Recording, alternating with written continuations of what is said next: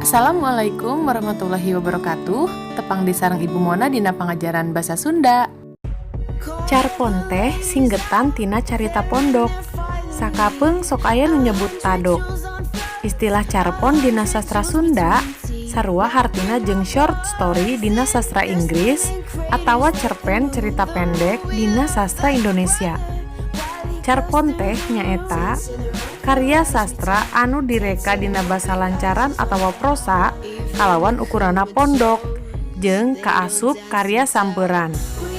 Rea nu nyebutkeun yen carpon mah karya nu populer jeung pikaresepeun lantaran eusina rea nyaritakeun kahirupan sapopoe.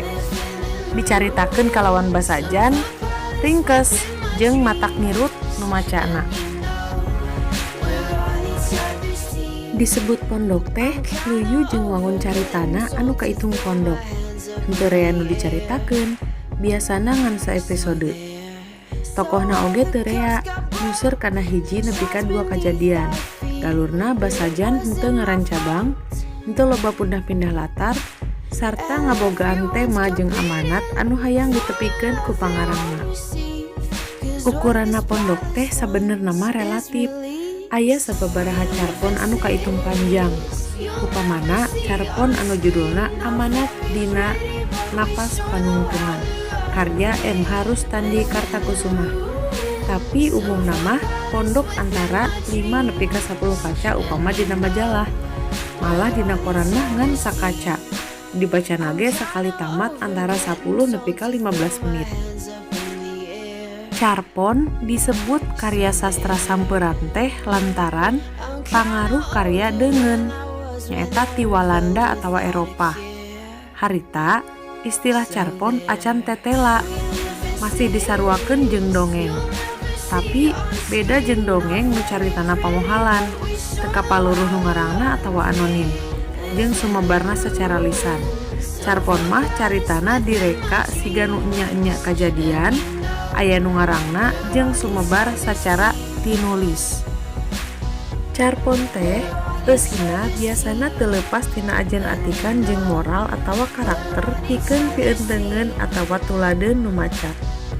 Kulantaran kitu, najan carpon teh sifatna fiksi atawa fiktif, tapi tetep jalan caritana kudu nyindekel kana kahirupan sapopoe anu kahati ku akal, henteu pamohalan saperti dongeng.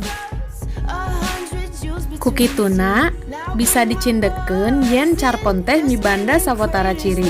Di antarana wae wangun karanganana pondok, sifat caritana naratif jeung fiktif, eusina kaharti ku akal atawa realistis, biasana nyaritakeun hiji kajadian, henteu kompleks saperti carita dina novel, jumlah tokohna kawatesanan, henteu rea kawas dina novel, jeung eusi caritana nu muwuhkeun sikap anu positif kanu maca ku cara leubeut atawa mundel ku ajen atikan, moral, jeung karakter pikeun pieuteungeun atawa tuladeun nu maca. Mimiti sumebarna dina sastra Sunda, basa aya carpon anu dimuat dina majalah Parahyangan tahun 1820. Dina tahun 1830 medal buku kumpulan carpon munggaran anu judulna Dogdog Pangrewong karya GS. Ti tahun 1830 tug nepi ka kiwari, carpon teh loba dimuat dina majalah jeung koran. Aya oge anu geus dibukukeun. Buku-buku kumpulan carpon diantarana wae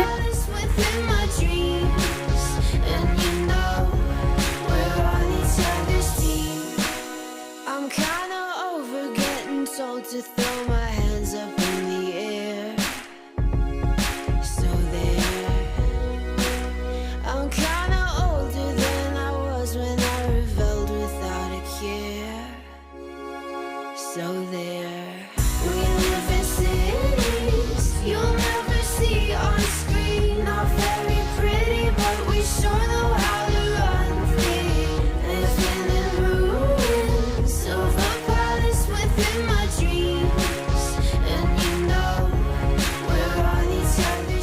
nepi ka kiwari, carpon terus ditarulis. boh kuno pangarang senior, boh pangarang ora. Unggal tahun ge medal buku kumpulan carpon. Rupa-rupa hadiah sastra ge dipasrahkeun pikeun pangarang carpon pinunjul. Di antarana hadiah sastra rancage pikeun buku sastra Sunda piunggul nu mayang dipasrahkeun unggal tahun. Ieu sababaraha pangarang jeung buku kumpulan carpona nu kungsi dileler hadiah sastra rancage.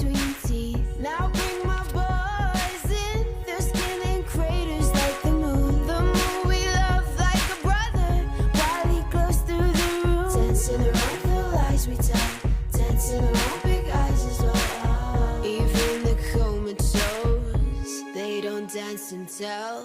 We live in cities you'll never see on screen. Not very pretty, but we sure know how to run free. Living in ruins of the palace within my dreams. And you know, we're on each other's team. I'm kinda over getting told to throw my hands up in the air. So there. So all the cups got broke, shards beneath our feet, but it wasn't my fault. And everyone's competing for Tah sakitu rupina pedaran carpon bagian hiji. Tepang deui dina pangajaran carpon bagian 2 dina pangajaran anu salajengna. Wabillahi taufiq wal hidayah. Wassalamualaikum warahmatullahi wabarakatuh.